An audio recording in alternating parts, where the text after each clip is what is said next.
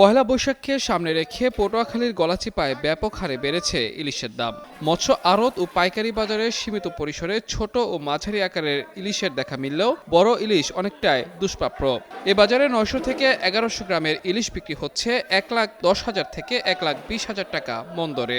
এছাড়া 700 থেকে 800 গ্রাম ইলিশ বিক্রি হচ্ছে 80,000 থেকে 90,000 টাকা, 400 থেকে 600 গ্রামের ইলিশ বিক্রি হচ্ছে 60,000 থেকে 70,000 টাকা এবং ছোট সাইজের ইলিশ বিক্রি হচ্ছে 30 থেকে 35,000 টাকা মন দরে। পাইকারি এ বাজারের প্রভাব পড়েছে খুচরা বাজারগুলোতেও। শহরের নিউ মার্কেটের মাছ বাজার সহ উপজেলার সকল বাজারে আকাশ ছোঁয়া দামে বিক্রি হচ্ছে ইলিশ।